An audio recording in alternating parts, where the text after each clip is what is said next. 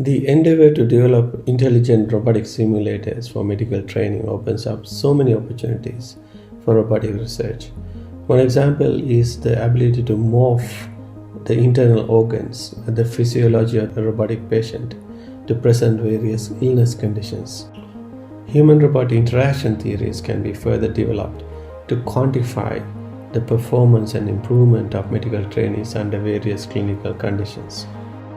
Firstly, it gives a first opportunity to actually give feedback to people about how firmly or not they might be pressing, and to introduce them to the idea of how they may be calibrating their arm and finger stiffness when it comes to palpating, to physically examining a patient. The second area, which I think is really exciting in this, is to be able to give students and practitioners feedback about how hard they are pressing and whether this is likely to be uncomfortable. And there'll be not only the sophistication of feeling clinical findings of the abdomen, but feedback from the patient's facial expression as to how the examination is proceeding.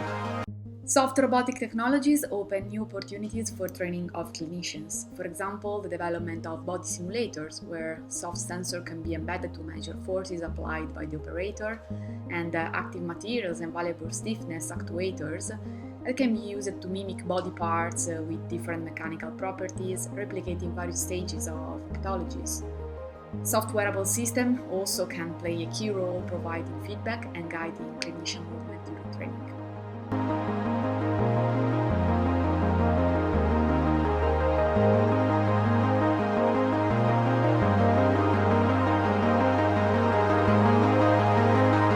Medical training devices can appreciate this transition by making our devices more human-like, feels like real, react like real.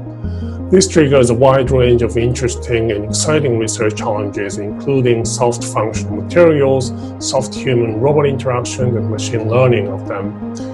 This workshop is the first of this kind to cover a wide range of ongoing research activities in this area and discuss the challenges and perspectives toward the future.